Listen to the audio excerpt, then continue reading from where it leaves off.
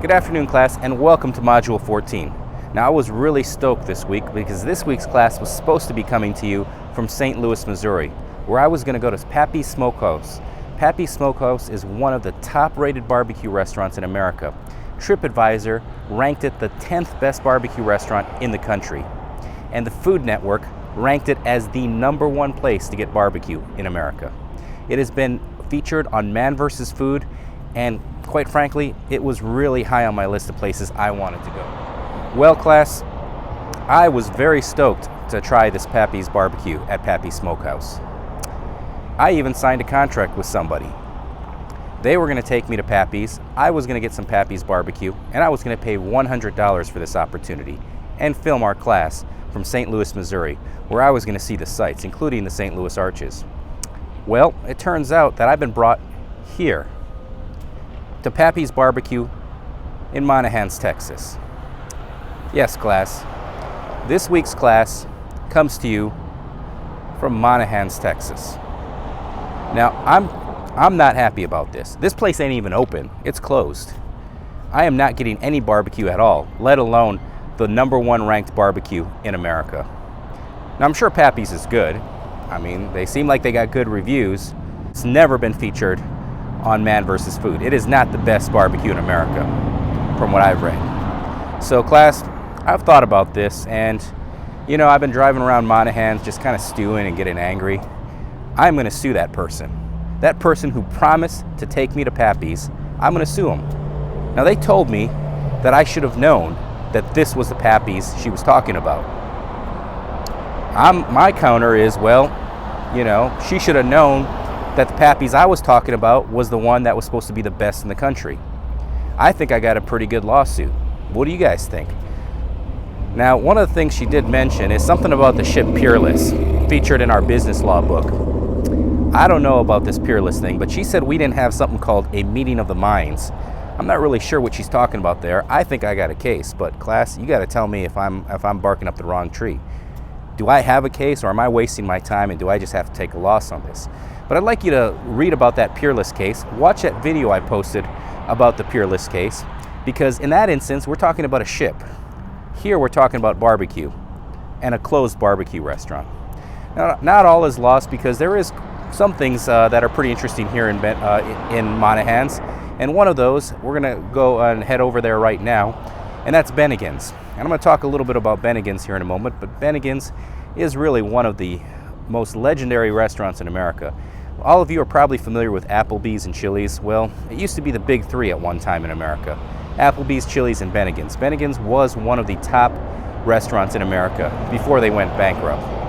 They are slowly clawing their way back from the brink, and they've opened up restaurants throughout the world once again.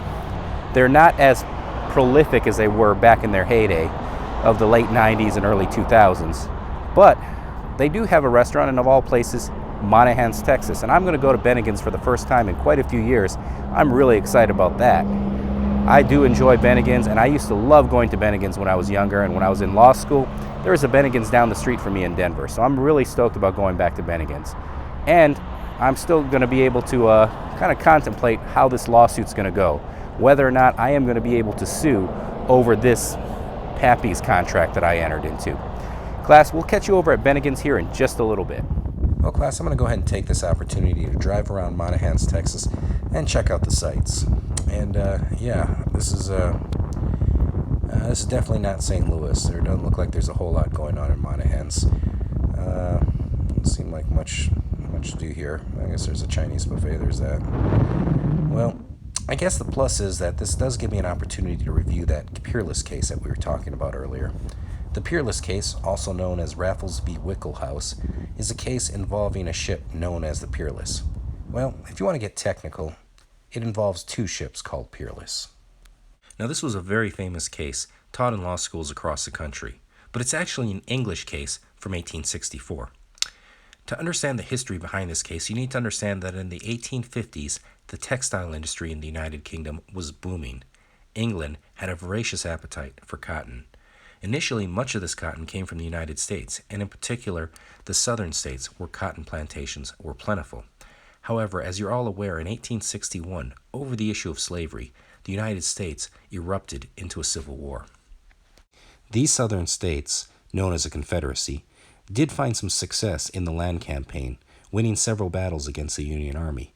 However, one area where the Union Army was never challenged was in their blockade of the southern states. This blockade, known as the Anaconda Plan, effectively forced the United Kingdom to look elsewhere for their cotton. Their answer, India. In the 1860s, much of present-day India was ruled by the British, and the city of Bombay, India, had emerged during the American Civil War as the world's chief cotton trading market. Enter the plaintiff in this case, Mr. Raffles. Raffles agreed to sell 125 bales of Surat cotton, that's cotton from Bombay, India, to the defendant in this case. Now, in the interest of full disclosure, class, I couldn't find a photo of the real Raffles, but looking online for public domain photos, I did come across this photo of an unknown man from the 1860s. So for all we know, it is a real Raffles, and I find it is helpful to match a face to a name. The defendant in this case was a man named Wichelhaus. He agreed to purchase this 125 bales of cotton from Bombay, India, with the understanding that it would be shipped on the Peerless.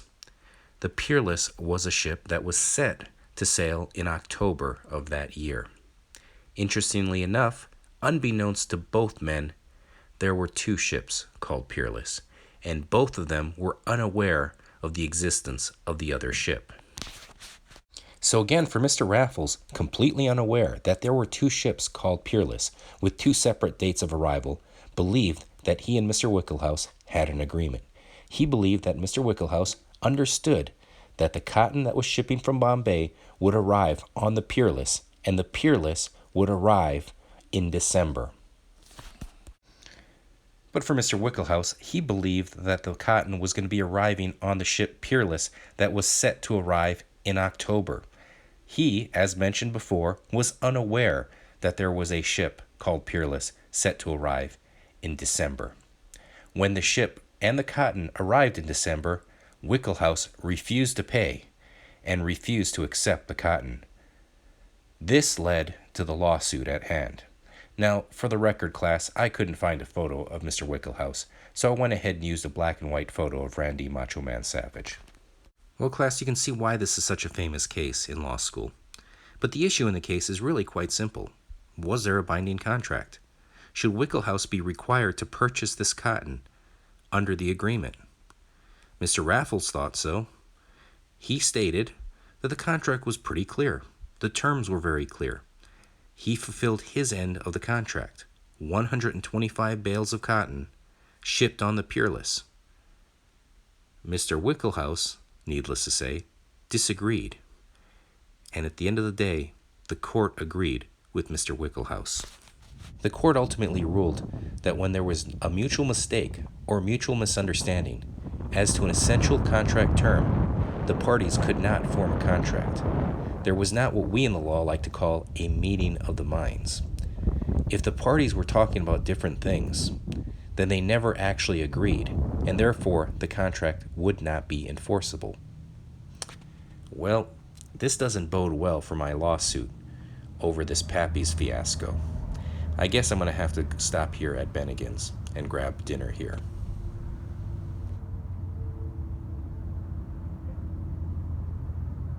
As you saw in the earlier clips, I did drive around a little bit.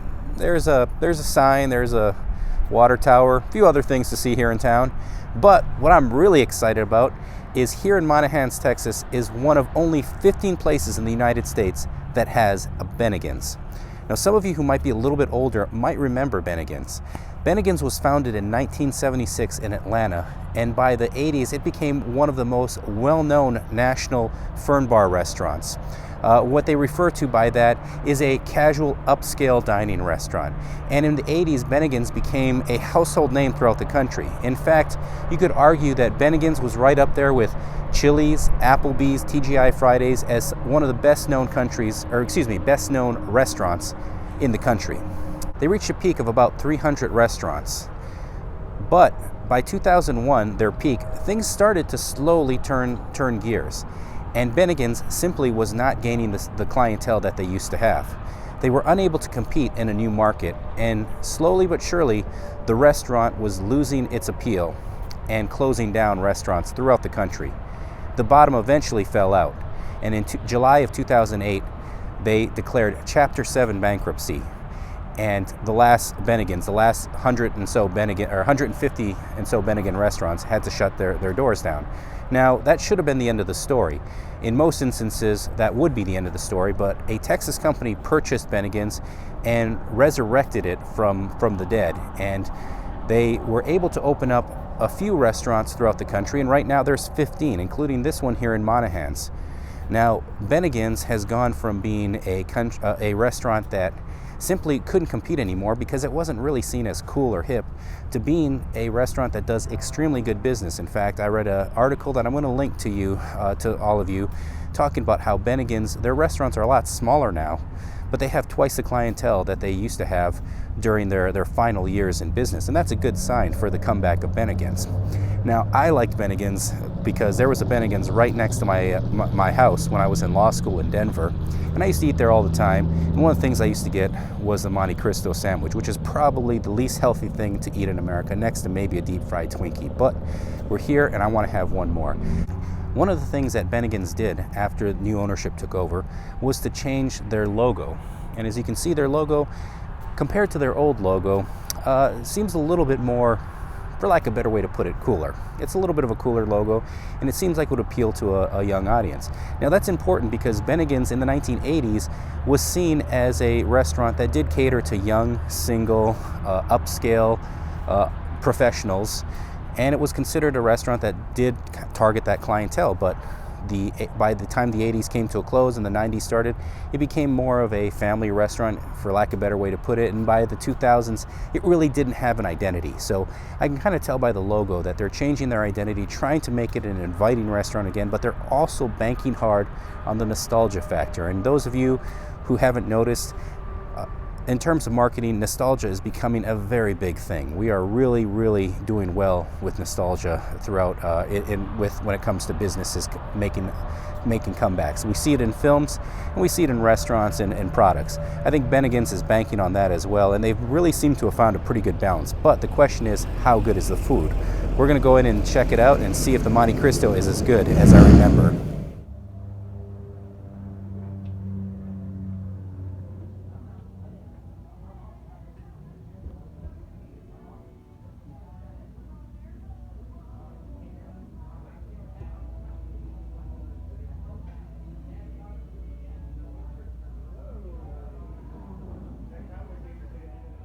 Well, class, so far so good. I really like the setup here. On this side of the restaurant, you can see it was kind of a sports bar feel to it. If you want to sit down, watch the game, grab a beer, but the rest of the restaurant is really set up properly. You know, it's got a nice dining area, casual dining. You don't have to come here and grab a beer or watch the game to enjoy a meal at Bennigan's. And they've got the ferns out. This is a fern bar. That term comes from the fact that a lot of these restaurants called fern bars were decorated with ferns, and as you can see here, they've got a few of them around. And my Monte Cristo arrives, and guys, this looks great. I mean, I haven't had one of these in years, but this looks just like I remember. As you can see, though, it is definitely not a healthy sandwich. I shouldn't have very many of these very often, but for today, I think I'm going to enjoy this one here. Okay, class, here it is, the legendary Monte Cristo sandwich. I've had many a nights in law school going to the nearby Bennigan's that was down the street from me, ordering a Monte Cristo, sitting there with my contracts book or sitting there with my business law book and prepping for tomorrow's class or tomorrow's exam and having a Monte Cristo. And I gotta say, it looks just like I remember it. It smells amazing. But I will say something about the Monte Cristo. It is really, really greasy. So the first quarter of the sandwich, it's cut up in 4 pieces. The first piece, it's amazing. The second piece, still good, but not so amazing. About halfway through the third piece, you can't have another bite. It's just too greasy, too much grease and too much fat. But until you get to that point, it's really one of the best sandwiches you can have. The fries here were also excellent at Bennigan's. I'm really excited to be back here, reliving my youth, reliving law school here at Bennigan's.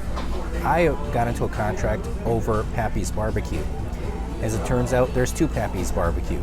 There's Pappy's Smokehouse in St. Louis, and there's Pappy's Barbecue here in Monahans, Texas. What the court ruled in the Peerless case was that if there is a mistake as to an essential element of a contract, then the contract's probably going to be voided.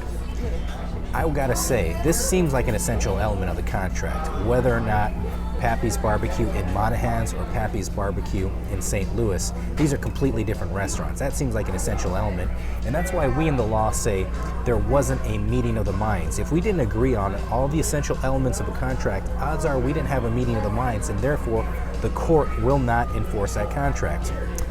It looks like I might be out of luck on my lawsuit over Pappy's Barbecue, but I got a good consolation prize. I got a Monte Cristo, and I'm going to try this for the first time in quite a long time. They have an amazing raspberry dipping sauce, so.